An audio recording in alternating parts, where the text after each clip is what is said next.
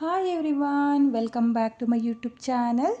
ನಾನಿವತ್ತು ಈ ಸೀರೆಗೆ ಒಂದು ವಿತೌಟ್ ಕುಚ್ಚು ಡಿಸೈನ್ನ ನಿಮಗೆ ತೋರಿಸ್ತಾ ಇದ್ದೀನಿ. ಈಸಿಯಾಗಿ ಮಾಡಿಕೊಳ್ಳುವಂಥ ಡಿಸೈನು, ಹಾಗೆ ಹ್ಯಾಂಗಿಂಗ್ ಟೇಸಲ್ಸ್ ಅಂತಾರಲ್ಲ ಆ ಡಿಸೈನ್ ಇದು. ನಾನಿಲ್ಲಿ ಮೊದಲಿಗೆ ಸೀರೆಯ ಕಲರ್ ದಾರನ ತಗೊಂಡಿದ್ದೀನಿ. ನೋಡಿ, ನಾನಿಲ್ಲಿ 6 ಎಳೆ ದಾರನ ತಗೊಂಡಿದ್ದೀನಿ. ಹಾಗೆ ನಾನು ಇವತ್ತಿನ ಡಿಸೈನ್ನ ರಿಂಗ್ ಬೀಡಿಗೆ ಮಾಡ್ಕೊಳ್ತಾ ಇದ್ದೀನಿ. ನೋಡಿ, ನಾನಿಲ್ಲಿ ರಿಂಗ್ ಬೀಡ್ ಹಾಗೆ ಮೀಡಿಯಮ್ ಸೈಜ್ ಬೀಡನ್ನ ತಗೊಂಡಿದ್ದೀನಿ. ಹಾಗೆ ನೀಡಲ್ ಬಂದು 0.75 mm ತಗೊಂಡಿದ್ದೀನಿ. ನೋಡಿ, ಮೊದಲಿಗೆ ಈ ರೀತಿಯಾಗಿ ನೀವು ಒಂದ್ಸಲ ನಾಟ್ನ ಹಾಕ್ಕೊಳ್ಳಿ. ನೋಡಿ, ಈ ರೀತಿಯಾಗಿ ದಾರನ ಸುತ್ತಕೊಂಡು ಈ ರೀತಿಯಾಗಿ ಮೊದಲಿಗೆ ನೀವು ನಾಟ್ನ ಹಾಕ್ಕೋಬೇಕು. ನೋಡಿ, ನಾನು ಯಾವ ರೀತಿಯಾಗಿ ನಾಟ್ನ ಹಾಕ್ಕೊಂಡಿದ್ದೀನೋ ಅದೇ ರೀತಿಯಾಗಿ ನೀವು ನಾಟ್ನ ಹಾಕ್ಕೊಳ್ಳಿ. ನಾಟ್ನ ಹಾಕಿ ಆದಮೇಲೆ ಇವಾಗ ನಾನು ರಿಂಗ್ ಬೀಡನ್ನ ಸೇರಿಸ್ಕೊಳ್ತೀನಿ. ನೋಡಿ, ನಾನಿಲ್ಲಿ ಮೀಡಿಯಮ್ ಸೈಜ್ ಬೀಡ್ ಹಾಗೆ ರಿಂಗ್ ಬೀಡನ್ನ ತಗೊಂಡಿದ್ದೀನಿ. ನೀವು ರಿಂಗ್ ಬೀಡನ್ನ ಗ್ಯಾಪಿಗೆ ಬೇರೆ ಡಿಸೈನ್ ಬೀಡನ್ನು ಸಹ ಬಳಸ್ಕೋಬಹುದು. ಹಾಗೆ ನೀವು ಮೀಡಿಯಮ್ ಸೈಜ್ ಬೀಡನ್ನೇ ಬಳಸ್ಕೊಳ್ಳಿ. ನೋಡಿ, ಇವಾಗ ನಾನು ಈ ರೀತಿಯಾಗಿ ದಾರಕ್ಕೆ ಮೊದಲಿಗೆ ರಿಂಗ್ ಬೀಡನ್ನ ಸೇರಿಸ್ಕೊಳ್ತಾ ಇದ್ದೀನಿ. ನೋಡಿ, ಈ ರೀತಿಯಾಗಿ ರಿಂಗ್ ಬೀಡನ್ನ ಸೇರಿಸ್ಕೊಂಡು ಮೊದಲಿಗೆ ಒಂದ್ಸಲ ಲಾಕ್ನ ಮಾಡ್ಕೊಳ್ಳಿ. ನೋಡಿ, ಈ ರೀತಿಯಾಗಿ ಲಾಕ್ನ ಮಾಡ್ಕೋಬೇಕು. ಲಾಕ್ನ ಮಾಡಿ ಆದಮೇಲೆ ಒಂದು ಚೈನ್ನ ಹಾಕ್ಕೊಳ್ಳಿ. ನೋಡಿ, ನಾನಿಲ್ಲಿ ರಿಂಗ್ ಬೀಡನ್ನ ಹಾಕಿ ಆದಮೇಲೆ ರಿಂಗ್ ಬೀಡನ್ನ ಲಾಕ್ ಮಾಡ್ಕೊಂಡಿದ್ದೀನಿ. ಹಾಗೆ ಒಂದು ಚೈನ್ನ ಹಾಕ್ಕೊಂಡಿದ್ದೀನಿ. ಒಂದು ಚೈನ್ನ ಹಾಕಿ ಆದಮೇಲೆ ನಿಡಲ್ ಮೇಲೆ ಒಂದು ಸಲ ದಾರನ ತಗೊಂಡು ರಿಂಗ್ ಬೀಡನ್ನ ಗ್ಯಾಪಿಗೆ ನಿಡಲ್ನ ಹಾಕಿ ದಾರನ ಎಳ್ಕೊಂಡು ನಿಡಲ್ ಮೇಲೆ 3 ದಾರ ಇರುತ್ತಲ್ಲ ಆ 3 ದಾರನ ಒಂದು ಮಾಡಿಕೊಂಡ್ರೆ ನಿಮಗೆ ಹಾಫ್ ಡಬಲ್ ಕ್ರೋಶೆ ಕಂಬ ಆಗುತ್ತೆ. ನೋಡಿ, ನಿಡಲ್ ಮೇಲೆ ಒಂದು ಸಲ ದಾರನ ತಗೊಂಡು ರಿಂಗ್ ಬೀಡನ್ನ ಗ್ಯಾಪಿಗೆ ನಿಡಲ್ನ ಹಾಕಿ ದಾರನ ಎಳ್ಕೊಂಡು ನಿಡಲ್ ಮೇಲೆ 3 ದಾರ ಇರುತ್ತಲ್ಲ ಆ 3 ದಾರನ ಒಂದು ಮಾಡಿಕೊಂಡ್ರೆ ನಿಮಗೆ ಹಾಫ್ ಡಬಲ್ ಕ್ರೋಶೆ ಕಂಬ ಆಗುತ್ತೆ. ನೋಡಿ, ನಿಡಲ್ ಮೇಲೆ ಒಂದು ಸಲ ದಾರನ ತಗೊಂಡು ನೀವು ರಿಂಗ್ ಬೀಡನ್ನ ಗ್ಯಾಪಿಗೆ ಹಾಫ್ ಡಬಲ್ ಕ್ರೋಶೆ ಕಂಬಗಳನ್ನ ಮಾಡ್ಕೋಬೇಕು. ನೋಡಿ, ಈ ರೀತಿಯಾಗಿ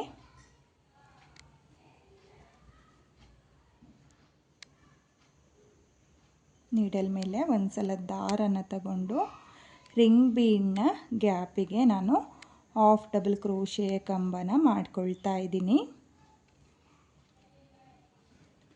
ನೋಡಿ, ಈ ರೀತಿಯಾಗಿ ನೀವು ಕೂಡ ಹಾಫ್ ಡಬಲ್ ಕ್ರೋಶೆ ಕಂಬನ ಮಾಡ್ಕೊಳ್ಳಿ.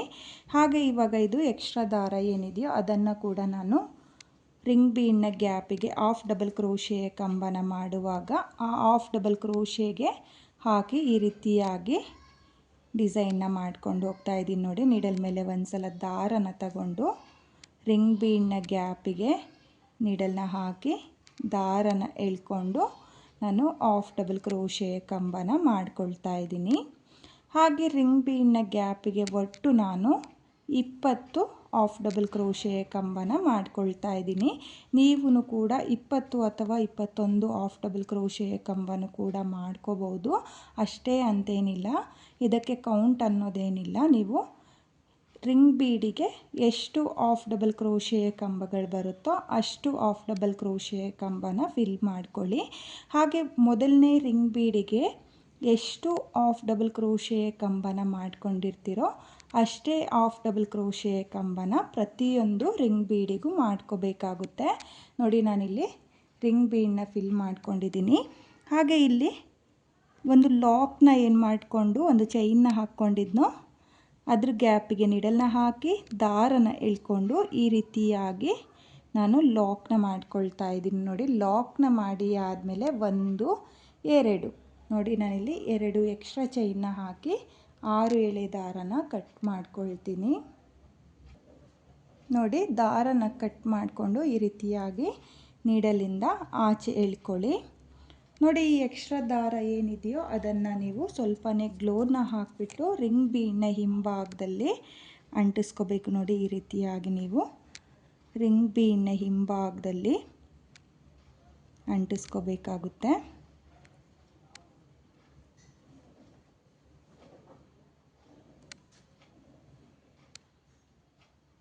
ನೋಡಿ, ಈ ರೀತಿಯಾಗಿ ಅಂಟಿಸ್ಕೊಂಡು ಎಕ್ಸ್ಟ್ರಾ ದಾರ ಏನಿದೆಯೋ ಅದನ್ನು ನಾನು ಕಟ್ ಮಾಡ್ಕೊಳ್ತೀನಿ. ನೋಡಿ ನಾನಿಲ್ಲಿ ಎಕ್ಸ್ಟ್ರಾ ದಾರ ಏನಿದೆಯೋ ಅದನ್ನು ಕಟ್ ಮಾಡ್ಕೊಂಡಿದ್ದೀನಿ. ನೋಡಿ ಈ ರೀತಿಯಾಗಿ ನೀವು ರಿಂಗ್ ಬೀಡ್ಗಳನ್ನ ರೆಡಿ ಮಾಡ್ಕೋಬೇಕು. ನೋಡಿ ನಾನು ಯಾವ ರೀತಿಯಾಗಿ ರೆಡಿ ಮಾಡ್ಕೊಂಡಿದ್ದೀನೋ ಅದೇ ರೀತಿಯಾಗಿ ನೀವು ಹಾಫ್ ಡಬಲ್ ಕ್ರೋಶೆ ಕಂಬನ ಮಾಡಿಕೊಂಡು ರೆಡಿ ಮಾಡ್ಕೊಳ್ಳಿ. ಹಾಗೆ ನಿಮಗೆ ಫುಲ್ ಸೀರೆಗೆ ಒಂದು 24ರಿಂದ 25 ರಿಂಗ್ ಬೀಡ್ ಅಷ್ಟೇ ಬರೋದು, ಜಾಸ್ತಿ ಬರಲ್ಲ. ನೋಡಿ ಇವಾಗ ನಾನು ಮತ್ತೆ ನೆಕ್ಸ್ಟ್ ಸ್ಟೆಪ್ನ ಮಾಡಿ ನಿಮಗೆ ತೋರಿಸ್ತೀನಿ.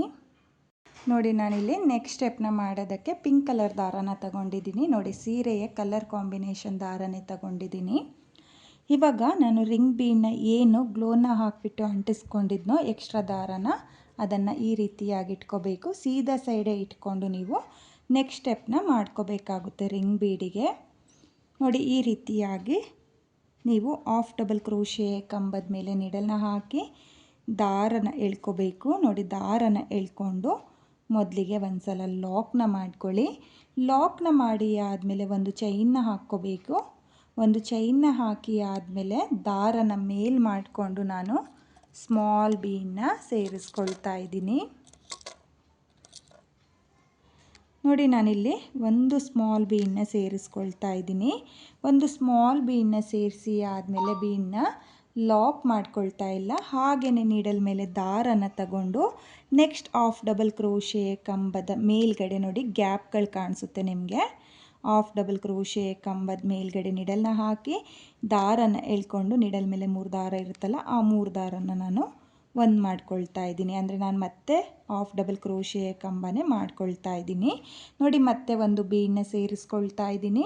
ಒಂದು ಬೀಡನ್ನ ಸೇರಿಸಿ ಆದಮೇಲೆ ಬೀಡನ್ನ ಲಾಕ್ ಮಾಡ್ಕೊಳ್ತಾ ಇಲ್ಲ, ಹಾಗೆಯೇ ನೀಡಲ್ ಮೇಲೆ ದಾರನ ತಗೊಂಡು ನೆಕ್ಸ್ಟ್ ಹಾಫ್ ಡಬಲ್ ಕ್ರೋಶೆ ಕಂಬದ ಮೇಲೆ ನೀಡಲ್ನ ಹಾಕಿ ದಾರನ ಎಳ್ಕೊಂಡು 3 ದಾರನ ಒಂದು ಮಾಡ್ಕೊಳ್ತಾ ಇದ್ದೀನಿ. ನೋಡಿ ನಾನಿಲ್ಲಿ ಮತ್ತೆ ಒಂದು ಬೀಡನ್ನ ಸೇರಿಸ್ಕೊಂಡು ನೀಡಲ್ ಮೇಲೆ ಒಂದು ಸಲ ದಾರನ ತಗೊಳ್ತಾ ಇದ್ದೀನಿ.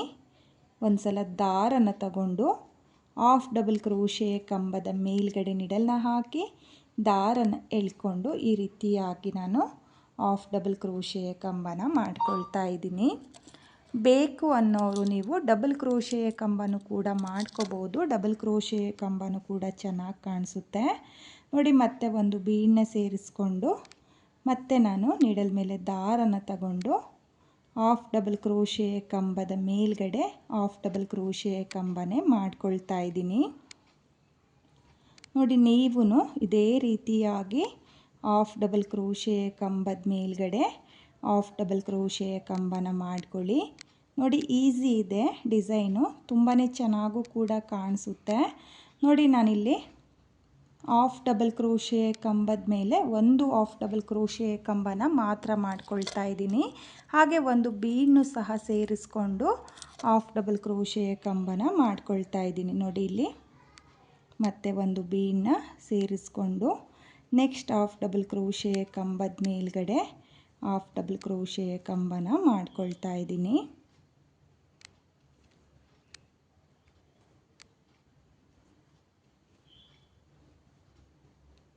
ನೋಡಿ ನಾನಿಲ್ಲಿ ಒಟ್ಟು 10 ಸ್ಮಾಲ್ ಬೀಡನ್ನ ಸೇರಿಸ್ಕೊಂಡಿದ್ದೀನಿ. ನೀವು ಕೂಡ 10 ಸ್ಮಾಲ್ ಬೀಡನ್ನೇ ಸೇರಿಸ್ಕೊಳ್ಳಿ. ಇವಾಗ ನಾನು 1, 2 ನೋಡಿ ಈ ರೀತಿಯಾಗಿ 2 ಎಕ್ಸ್ಟ್ರಾ ಚೈನ್ನ ಹಾಕಿ 6 ಎಳೆ ದಾರನ ಕಟ್ ಮಾಡ್ಕೊಳ್ತೀನಿ.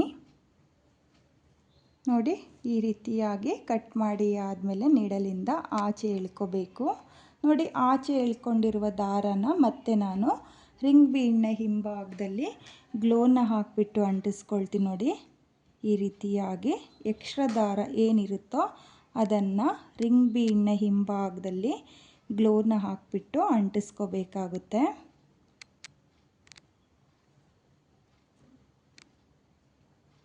ನೋಡಿ ಈ ರೀತಿಯಾಗಿ ಅಂಟಿಸ್ಕೊಂಡು ಎಕ್ಸ್ಟ್ರಾ ದಾರ ಏನಿದೆಯೋ ಅದನ್ನು ನಾನು ಕಟ್ ಮಾಡ್ಕೊಳ್ತೀನಿ.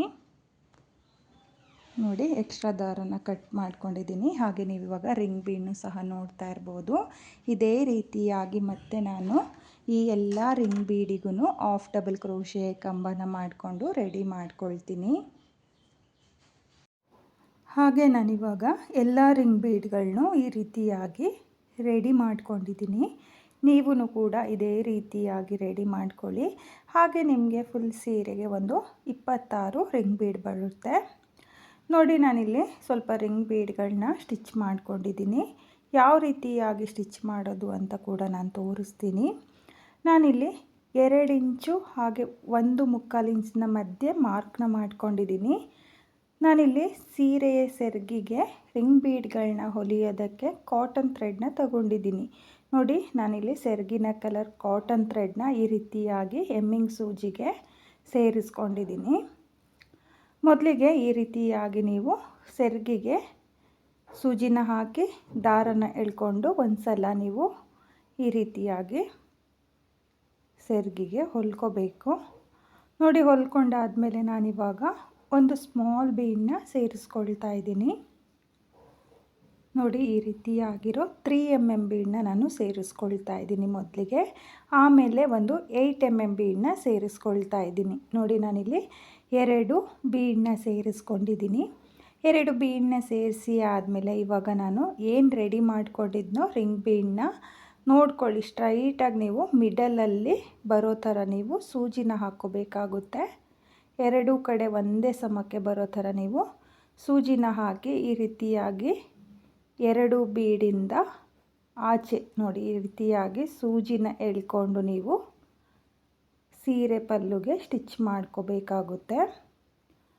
ನೋಡಿ ಈ ರೀತಿಯಾಗಿ ಎಳ್ಕೊಂಡಾದಮೇಲೆ ನಾನಿವಾಗ ಸೀರೆಯ ಸೆರಗಿಗೆ ಈ ರೀತಿಯಾಗಿ ನಾಟ್ನ ಹಾಕ್ಕೊಳ್ತಾ ಇದ್ದೀನಿ. ನೋಡಿ ಯಾವ ರೀತಿಯಾಗಿ ನಾನು ನಾಟ್ನ ಹಾಕ್ಕೊಳ್ತಾ ಇದ್ದೀನೋ ಅದೇ ರೀತಿಯಾಗಿ ನೀವು ನಾಟ್ಗಳನ್ನ ಹಾಕ್ಕೊಳ್ಳಿ.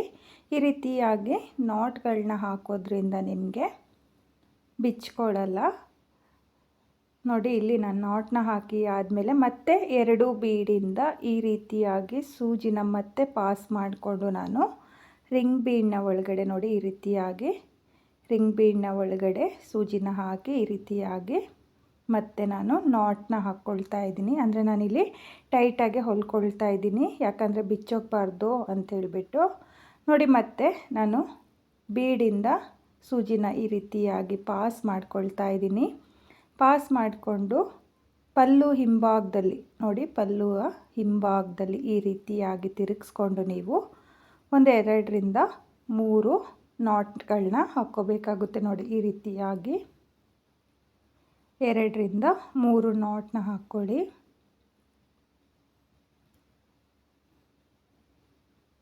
ನೋಡಿ ನಾಟ್ನ ಹಾಕ್ಕೊಂಡು ಮತ್ತೆ ನಾನು ಸ್ಮಾಲ್ ಬೀಡಿಂದ ಈ ರೀತಿಯಾಗಿ ಸೂಜಿನ ಪಾಸ್ ಮಾಡಿಕೊಂಡು ಎಕ್ಸ್ಟ್ರಾ ದಾರನ ಕಟ್ ಮಾಡ್ಕೊಳ್ತಾ ಇದ್ದೀನಿ. ನೋಡಿ ಈ ರೀತಿಯಾಗಿ ಎಕ್ಸ್ಟ್ರಾ ದಾರನ ಕಟ್ ಮಾಡ್ಕೊಳ್ತಾ ಇದ್ದೀನಿ. ನೀವು ಕೂಡ ಇದೇ ರೀತಿಯಾಗಿ ಸೀರೆ ಪಲ್ಲುಗೆ ರಿಂಗ್ ಬೀಡ್ಗಳನ್ನ ಸ್ಟಿಚ್ ಮಾಡ್ಕೊಳ್ಳಿ. ನಾನು ಕೂಡ ಇಲ್ಲಿ ಫುಲ್ ಸೀರೆಗೆ ರಿಂಗ್ ಬೀಡ್ಗಳನ್ನ ಸ್ಟಿಚ್ ಮಾಡಿಕೊಂಡು ಯಾವ ರೀತಿಯಾಗಿ ಕಾಣಿಸುತ್ತೆ ಅಂತ ಹೇಳಿಬಿಟ್ಟು ನಾನು ನಿಮಗೆ ತೋರಿಸ್ತೀನಿ. ನೋಡಿ ನಾನಿಲ್ಲಿ ಫುಲ್ ಸೀರೆಗೆ ರಿಂಗ್ ಬೀಡ್ಗಳನ್ನ ಈ ರೀತಿಯಾಗಿ ಸ್ಟಿಚ್ ಮಾಡ್ಕೊಂಡಿದ್ದೀನಿ.